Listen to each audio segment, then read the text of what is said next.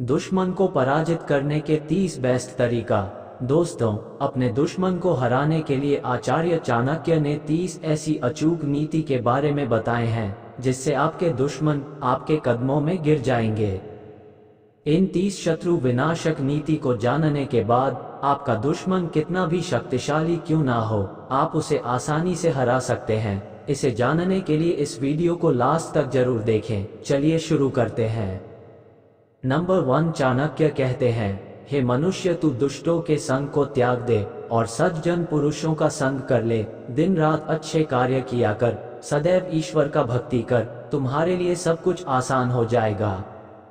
Number 2, दुष्ट व्यक्ति और कांटे, ये दोनों एक समान होते हैं। इनसे बचने के लिए दो ही उपाय होते हैं, एक उसको मुंहतोड़ जवाब दिया जाए और दूसरा इससे सदैव दूर रहे। नंबर 3, चाणक्य कहते हैं, आप किसी को अपना शत्रु मानते हो। एक समय आने पर जब मनुष्य के पास धन संपत्ति नहीं रहता, तब उसके मित्र, नौकर, भाई, बंधु और स्त्री भी उसे छोड़कर चले जाते हैं और उसका शत्रु बन जाते हैं। यदि उसके पास फिर से धन संपत्ति वापस आ जाए तो वह सब उसके पास फिर आ जाते हैं। चाणक्य कहते हैं, संसार में धन ही मनुष्य का सबसे बड़ा बंधु होता है।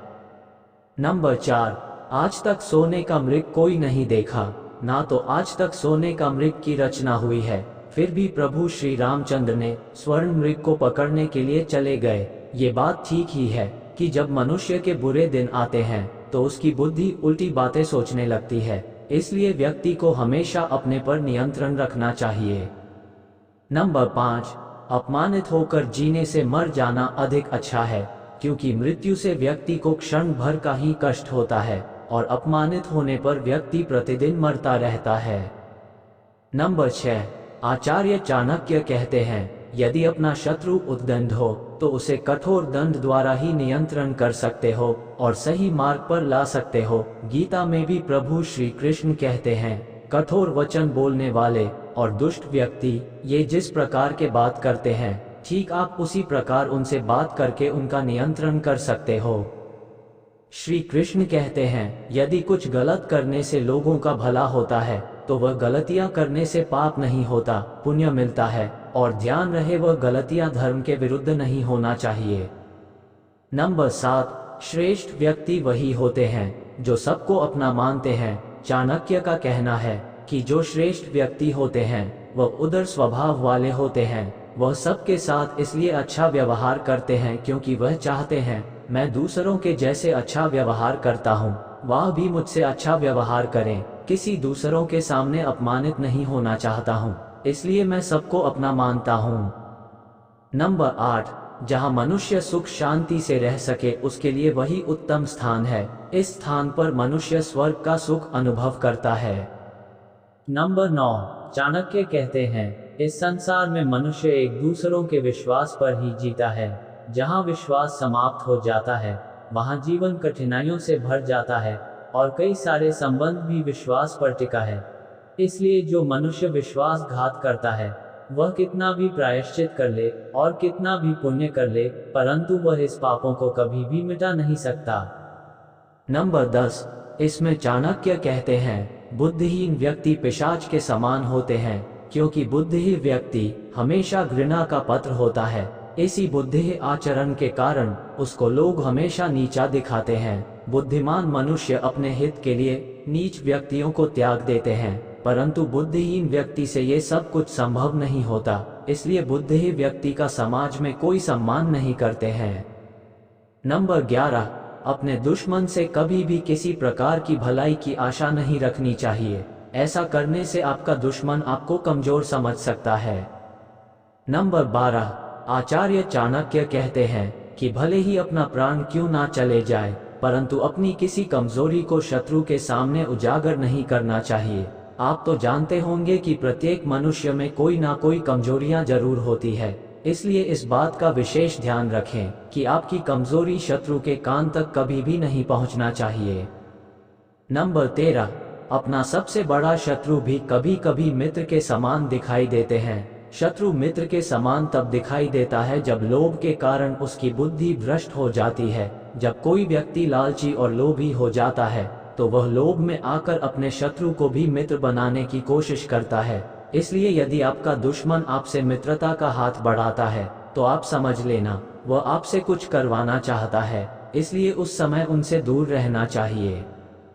नंबर 14, चाणक्य कहते हैं शत्रु को हराने के लिए लोभ भी एक उपाय है। शत्रु को किसी भी प्रकार के लोभ में डालकर उसे अपने लक्ष्य से हटाया जा सकता है, क्योंकि लोभ मनुष्य को निर्बल बना देते हैं। नंबर 15, बहुत ज्यादा परिचय होने के कारण मनुष्य की लज्जा खत्म हो जाती है। इसके कारण वह अनुचित कार्य करने लगता है और शिष्टाचार को छोड़ देता है। जो व्यक्ति आपके सामने सर नीचे करके खड़ा होता था वह आज आपसे शत्रुता करने के लिए भी तैयार है। अर्थात अति परिचय होने के कारण मनुष्य का लज्जा, शिष्टाचार और सम्मान ये सारे खत्म हो जाते हैं, इसलिए अति परिचय हानिकारक होता है। नंबर 16, चाणक्य कहते हैं जैसे पत्थर कभी नर्म नहीं होता और अपने कठोर स्वभाव को नहीं छोड़ता, इसी प्रकार दुष्ट मनुष्य भी अपना स्वभाव को नहीं छोड़ता। इसलिए ऐसे लोगों को समझाने से आपका कोई लाभ नहीं होगा। नंबर 17, इसमें चाणक्य कहते हैं दोस्तों, नीच व्यक्ति अपने स्वभाव के कारण बुरे उपाय से धन कमाता है, इसलिए वह धन कभी भी धर्म कार्य में नहीं लगता, सिर्फ वह धन बुरे कार्य में ही लगते हैं। इसलिए आचार्य चाणक्य कहते हैं गलत काम करके कमाया हुआ धन से कभी पुण्य को खरीदा नहीं जा सकता, सिर्फ पापों को खरीदा जा सकता है, और दुष्ट नीच व्यक्ति को उसकी करनी का परिणाम जरूर भुगतना पड़ता है। इसलिए कभी भी गलत और नीच कार्य करके धन नहीं कमाना चाहिए। नंबर 18, जिस मनुष्य का बुरे दिन निकट आते हैं वो अनितपूर्ण कार्य करने लगता है, यानी बुरे कार्य करने लगते हैं। इसी अनितपूर्ण कार्य द्वारा ही मनुष्य का विनाश होता है। नंबर 19, आचार्य चाणक्य कहते हैं विवाद के समय धर्म के अनुसार कार्य करना चाहिए। लड़ाई झगड़ा अथवा कलह के समय धर्म का ध्यान रखना चाहिए, धर्म को भूलना नहीं चाहिए। लड़ाई झगड़े के समय भी जो व्यक्ति धर्म को याद रखता है तो वह भयंकर पाप करने से भी बच जाता है, क्योंकि लड़ाई झगड़े के समय मनुष्य क्रोध में आकर कुछ भी कर सकते हैं, जिसके कारण बाद में उसे जिंदगी भर पछताना पड़ता है। नंबर 20, दुष्ट मनुष्य से मित्रता करने से अच्छा है किसी सज्जन व्यक्ति से शत्रुता कर ले। दुष्ट विचार वाले दुराचारी, मायावी, कपटी व्यक्ति से मित्रता की अपेक्षा किसी ज्ञानी सज्जन व्यक्ति का शत्रु होना अधिक अच्छा है। नंबर 21, कठोर वचन बोलने वाला व्यक्ति अपने कुल को कलंकित कर देता है, इसलिए व्यक्ति को अपने कुल के गौरव के लिए अच्छी और मधुर भाषा का प्रयोग करना चाहिए। अच्छे कुल का व्यक्ति यदि गंदी बातें बोलता है तो वह उसके कुल को सर्वनाश कर देगा, क्योंकि चाणक्य कहते हैं व्यक्ति का वचन से उसकी कुल कैसा होता है पता चलता है। नंबर 22, नीम को कितना भी शुद्ध क्यों ना किया जाए वह आम नहीं बन सकता। नीम के वृक्ष को दूध और गुड़ आदि से कितना भी अधिक सींचा जाए किंतु उसकी स्वाभाविकता समाप्त नहीं हो सकती और उसे आम के फल जैसा मधुर नहीं बनाया जा सकता। इस प्रकार नीच मनुष्य को कितने भी उपदेश दिया जाए वह कभी भी अपनी निष्ठा का त्याग नहीं कर सकता। नंबर 23, आजीविका एक ऐसा उपाय है जिससे व्यक्ति अपना और अपने परिवार का भरण पोषण करता है। किसी को जीविका उपलब्ध कराना बहुत ही महान और पुण्य कार्य माना जाता है, इसलिए चाणक्य कहते हैं कि शत्रु के जीविका को भी हानि नहीं पहुंचानी चाहिए। नंबर 24, जो व्यक्ति हमेशा प्रिय वचन बोलता है उसका कोई शत्रु नहीं होता। नंबर 25, चाणक्य कहते हैं सिर्फ एकमात्र चीज है जिसे आप अमृत और विष कह सकते हो। मनुष्य की वाणी विष तथा अमृत के समान होता है, इसलिए चाणक्य कहते हैं कटु वचन बोलने वाले की मुंह से सिर्फ जहर उगलता है।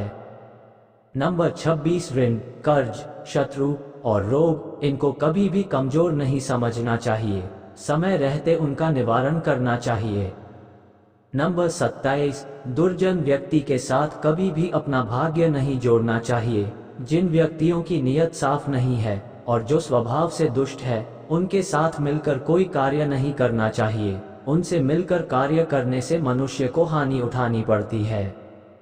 नंबर 28, दुराचारी मनुष्य अपने बुरे कर्म और पापों के कारण अनेक रोग का शिकार हो जाता है और जल्दी ही मौत के मुंह में चला जाता है। परंतु जो श्रेष्ठ व्यक्ति होते हैं वह मन, वचन और कर्म द्वारा अपनी इंद्रियों को वश में रखने के कारण दीर्घायु होते हैं। ऐसे व्यक्ति का यश भी बढ़ता है और सज्जन व्यक्ति का सभी सम्मान करते हैं। नंबर 29, झूठ से बढ़कर इस संसार में कोई पाप नहीं है। झूठ अथवा सत्य आचरण करने से मनुष्य को अनेक संकटों का सामना करना पड़ता है। झूठ के द्वारा मनुष्य दूसरों को ही नहीं, उसके साथ साथ स्वयं को ही नष्ट कर देता है। नंबर 30, दुष्ट व्यक्ति पर उपकार नहीं करना चाहिए। दुष्ट पुरुष अपने दुष्टता नहीं छोड़ता और वह उपकार करने वाले को धन्यवाद भी नहीं करते। भाव है कि पात्र देखकर ही किसी पर उपकार करना चाहिए। जिसके पास पात्र नहीं है उसे उपकार करने से कोई लाभ नहीं होता। दोस्तों, आज के लिए इतना ही। वीडियो अगर अच्छा लगा होगा तो लाइक करें, वीडियो को शेयर करें और चैनल को सब्सक्राइब जरूर करें। तो चलिए दोस्तों, फिर से मिलते हैं एक नई वीडियो में एक नई सीख के साथ। तब तक के लिए आप स्वस्थ रहो, मस्त रहो।